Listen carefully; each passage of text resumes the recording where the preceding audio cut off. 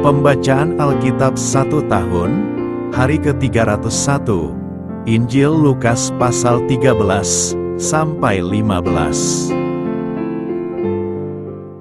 Injil Lukas pasal 13 ayat 1 sampai 5. Dosa dan penderitaan. Pada waktu itu datanglah kepada Yesus beberapa orang membawa kabar tentang orang-orang Galilea yang darahnya dicampurkan Pilatus dengan darah korban yang mereka persembahkan. Yesus menjawab mereka, "Sangkamu orang-orang Galilea ini lebih besar dosanya daripada dosa semua orang Galilea yang lain, karena mereka mengalami nasib itu? Tidak, kataku kepadamu, tetapi jikalau kamu tidak bertobat, kamu semua akan binasa atas cara demikian. Atau sangkamu ke-18 orang yang mati ditimpa menara dekat Siloam lebih besar kesalahannya daripada kesalahan semua orang lain yang diam di Yerusalem? Tidak, kataku kepadamu, tetapi jikalau kamu tidak bertobat, kamu semua akan binasa atas cara demikian."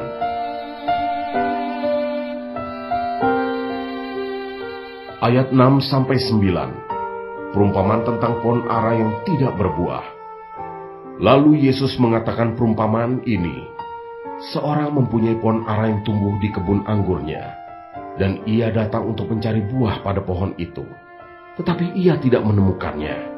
Lalu ia berkata kepada pengurus kebun anggur itu, "Sudah 3 tahun aku datang mencari buah pohon ara ini, dan aku tidak menemukannya. Tebanglah pohon ini. Untuk apa ia hidup di tanah ini dengan percuma?" Jawab orang itu, "Tuan, biarkanlah dia tumbuh tahun ini lagi. Aku akan mencangkul tanah sekelilingnya dan memberi pupuk kepadanya. Mungkin tahun depan ia berbuah. Jika tidak, tebanglah dia."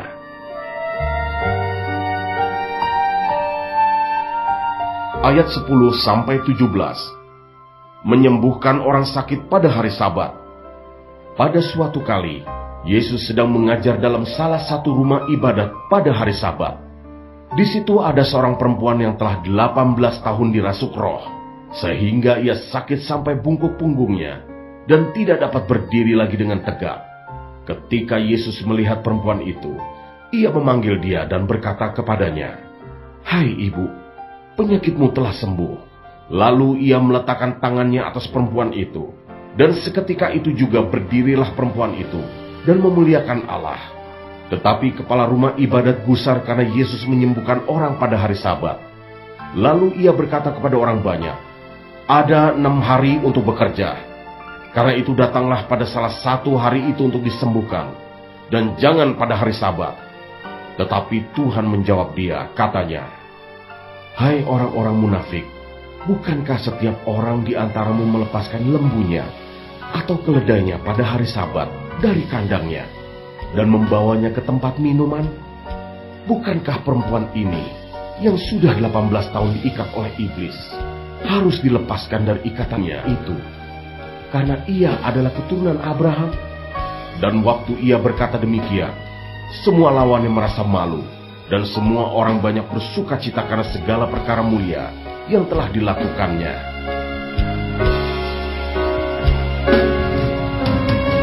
Ayat 18-21. Perumpamaan tentang biji sesawi dan ragi. Maka kata Yesus, "Seumpama apakah hal kerajaan Allah? Dan dengan apakah aku akan mengumpamakannya? Ia seumpama biji sesawi yang diambil dan ditaburkan orang di kebunnya. Biji itu tumbuh dan menjadi pohon, dan burung-burung di udara bersarang pada cabang-cabangnya." Dan ia berkata lagi, "Dengan apakah aku akan mengumpamakan kerajaan Allah? Ia seumpama ragi yang diambil seorang perempuan dan diadukan ke dalam tepung terigu 3 sukat sampai kamir seluruhnya."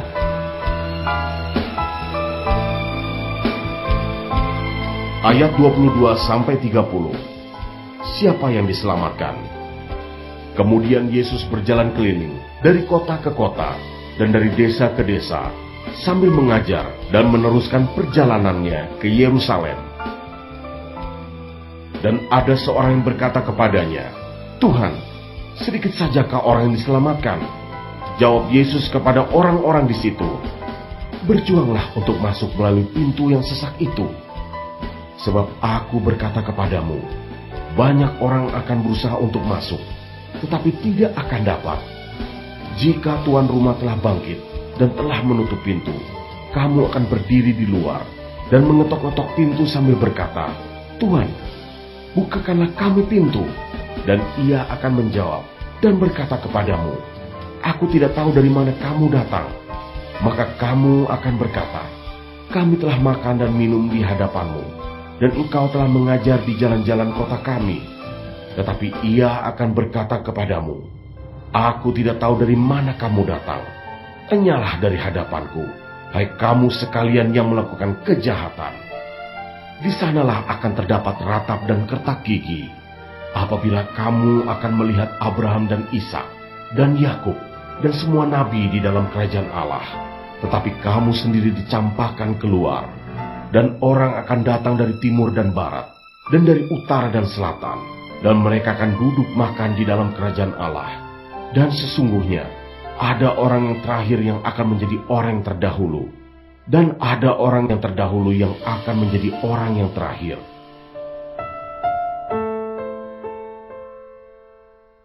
Ayat 31-35. Yesus harus mati di Yerusalem. Keluhan terhadap Yerusalem. Pada waktu itu, datanglah beberapa orang Farisi dan berkata kepada Yesus, pergilah, tinggalkanlah tempat ini, karena Herodes hendak membunuh engkau. Jawab Yesus kepada mereka, pergilah dan katakanlah kepada si serigala itu, aku mengusir setan dan menyembuhkan orang pada hari ini dan besok, dan pada hari yang ketiga aku akan selesai. Tetapi hari ini dan besok dan lusa aku harus meneruskan perjalananku. Sebab tidaklah semestinya seorang nabi dibunuh kalau tidak di Yerusalem. Yerusalem, Yerusalem, engkau yang membunuh nabi-nabi dan melempari dengan batu orang-orang yang diutus kepadamu. Berkali-kali aku rindu mengumpulkan anak-anakmu, sama seperti induk ayam mengumpulkan anak-anaknya di bawah sayapnya. Tetapi kamu tidak mau. Sesungguhnya rumahmu ini akan ditinggalkan dan menjadi sunyi.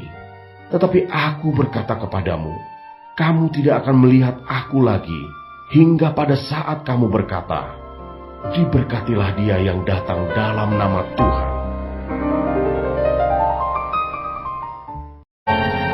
Injil Lukas pasal 14 ayat 1-6. Lagi, penyembuhan pada hari Sabat. Pada suatu hari Sabat, Yesus datang ke rumah salah seorang pemimpin dari orang-orang Farisi untuk makan di situ. Semua yang hadir mengamat-amati dia dengan saksama. Tiba-tiba datanglah seorang yang sakit busung air, berdiri di hadapannya. Lalu Yesus berkata kepada ahli-ahli Taurat dan orang-orang Farisi itu, katanya, diperbolehkankah menyembuhkan orang pada hari Sabat atau tidak? Mereka itu diam semuanya. Lalu ia memegang tangan orang sakit itu dan menyembuhkannya dan menyuruhnya pergi. Kemudian ia berkata kepada mereka, siapakah di antara kamu yang tidak segera menarik keluar anaknya atau lembunya kalau terperosok ke dalam sebuah sumur, meskipun pada hari Sabat? Mereka tidak sanggup membantahnya.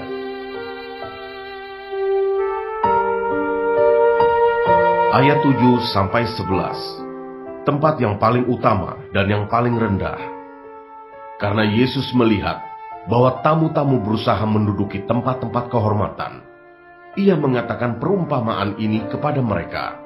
Kalau seorang mengundang engkau ke pesta perkawinan, janganlah duduk di tempat kehormatan. Sebab mungkin orang itu telah mengundang seorang yang lebih terhormat daripadamu, supaya orang itu yang mengundang engkau dan dia jangan datang dan berkata kepadamu, berilah tempat ini kepada orang itu, lalu engkau dengan malu harus pergi duduk di tempat yang paling rendah. Tetapi apabila engkau diundang, pergilah duduk di tempat yang paling rendah. Mungkin tuan rumah akan datang dan berkata kepadamu, sahabat, silakan duduk di depan.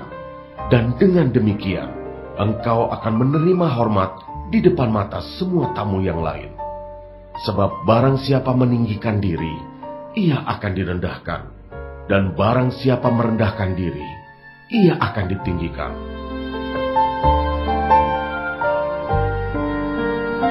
Ayat 12-14. Siapa yang harus diundang?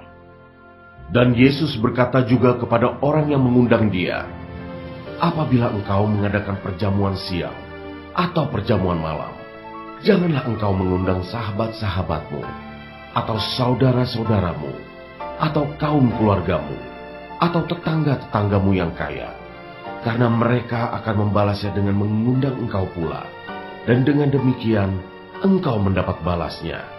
Tetapi apabila engkau mengadakan perjamuan, undanglah orang-orang miskin, orang-orang cacat, orang-orang lumpuh, dan orang-orang buta, dan engkau akan berbahagia, karena mereka tidak mempunyai apa-apa untuk membalasnya kepadamu, sebab engkau akan mendapat balasnya pada hari kebangkitan orang-orang benar.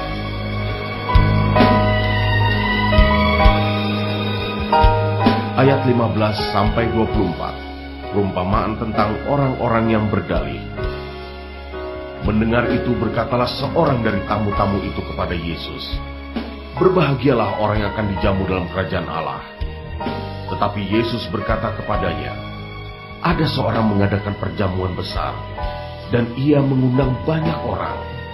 Menjelang perjamuan itu dimulai, ia menyuruh hambanya mengatakan kepada para undangan, marilah, sebab segala sesuatu sudah siap.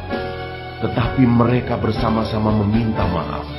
Yang pertama berkata kepadanya, aku telah membeli ladang, dan aku harus pergi melihatnya. Aku minta dimaafkan. Yang lain berkata, aku telah membeli 5 pasang lembu kebiri, dan aku harus pergi mencobanya. Aku minta dimaafkan. Yang lain lagi berkata, aku baru kawin, dan karena itu aku tidak dapat datang. Maka kembalilah hamba itu dan menyampaikan semuanya itu kepada tuannya. Lalu murkalah tuan rumah itu dan berkata kepada hambanya, pergilah dengan segera ke segala jalan dan lorong kota, dan bawalah kemari orang-orang miskin, dan orang-orang cacat, dan orang-orang buta, dan orang-orang lumpuh. Kemudian hamba itu melaporkan, Tuan, apa yang Tuhan perintahkan itu sudah dilaksanakan. Tetapi sekalipun demikian, masih ada tempat. Lalu kata Tuhan itu kepada hambanya, pergilah ke semua jalan dan lintasan, dan paksalah orang-orang yang ada di situ masuk, karena rumahku harus penuh. Sebab aku berkata kepadamu, tidak ada seorang pun dari orang-orang yang telah diundang itu akan menikmati jamuanku.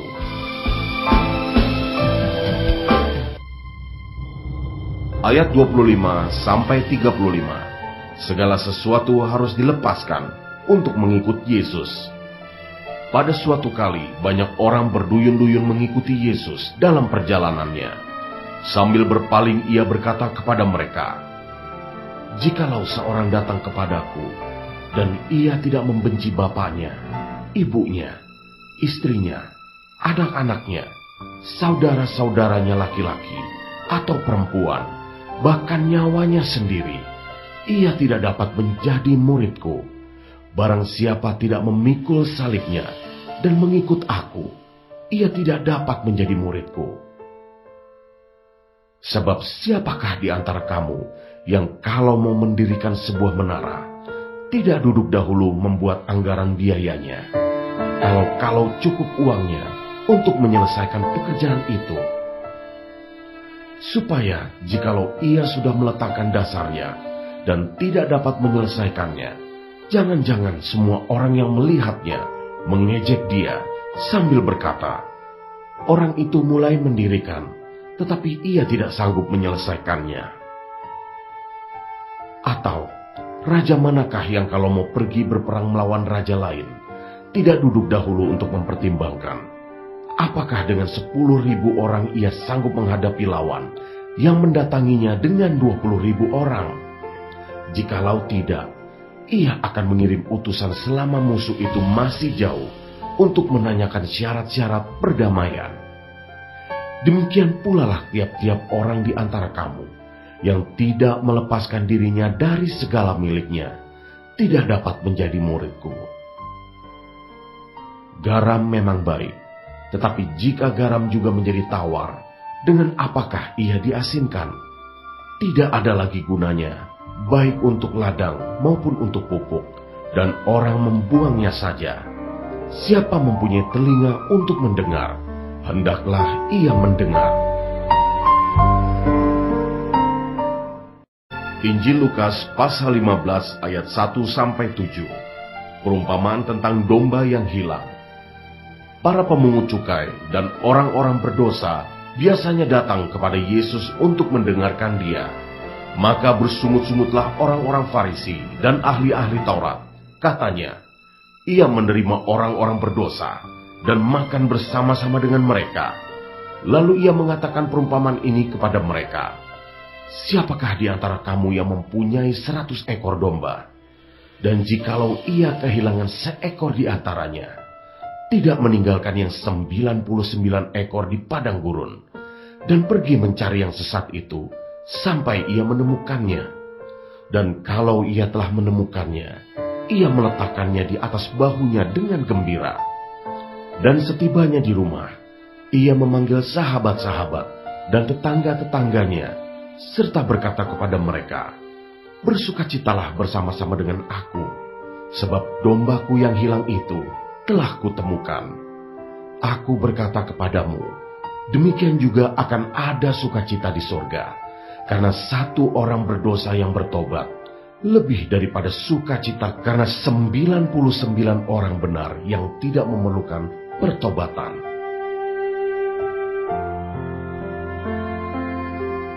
Ayat 8-10. Perumpamaan tentang dirham yang hilang. Atau perempuan manakah yang mempunyai 10 dirham, dan jika ia kehilangan satu di antaranya, tidak menyalakan pelita dan menyapu rumah, serta mencarinya dengan cermat sampai ia menemukannya. Dan kalau ia telah menemukannya, ia memanggil sahabat-sahabat dan tetangga-tetangganya serta berkata, "Bersukacitalah bersama-sama dengan aku, sebab dirhamku yang hilang itu telah kutemukan." Aku berkata kepadamu, demikian juga akan ada sukacita pada malaikat-malaikat Allah, karena satu orang berdosa yang bertobat. Ayat 11-32. Perumpamaan tentang anak yang hilang. Yesus berkata lagi, ada seorang mempunyai 2 anak laki-laki. Kata yang bungsu kepada ayahnya, "Bapa, berikanlah kepadaku bagian harta milik kita yang menjadi hakku." Lalu ayahnya membagi-bagikan harta kekayaan itu di antara mereka. Beberapa hari kemudian anak bungsu itu menjual seluruh bagiannya itu, lalu pergi ke negeri yang jauh. Di sana ia memboroskan harta miliknya itu dengan hidup berfoya-foya.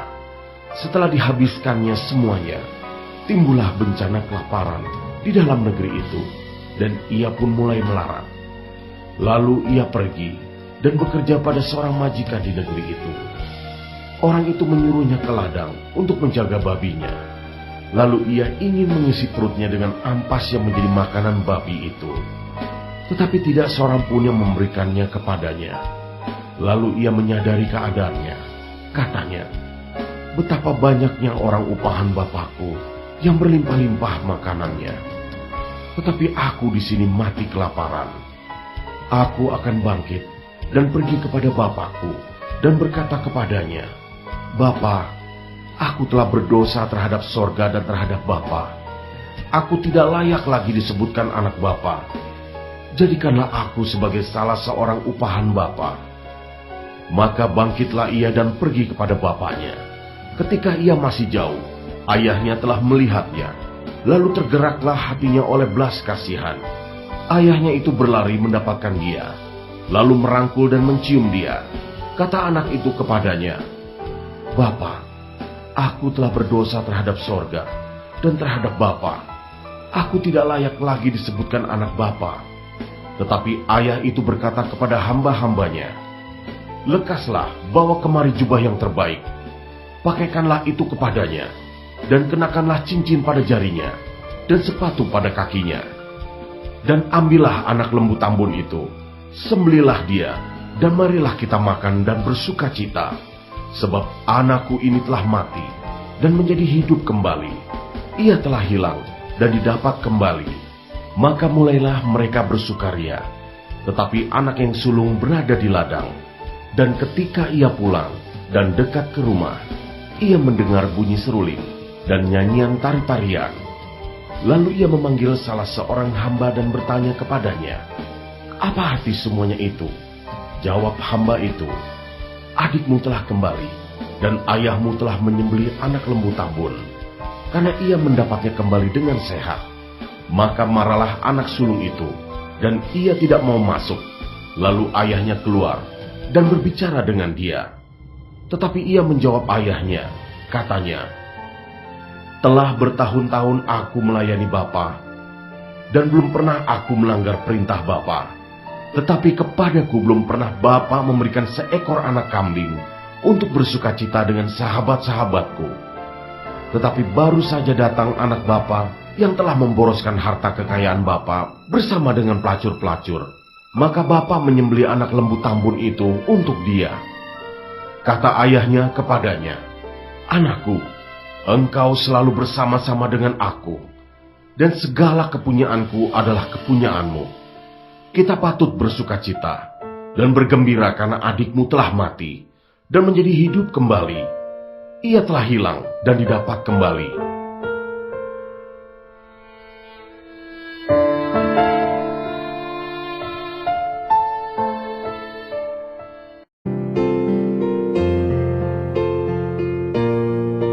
Demikianlah pembacaan Alkitab 1 tahun di hari ke-301. Yang berbahagia ialah mereka yang mendengarkan firman Allah dan yang memeliharanya. Tuhan memberkati. Amin.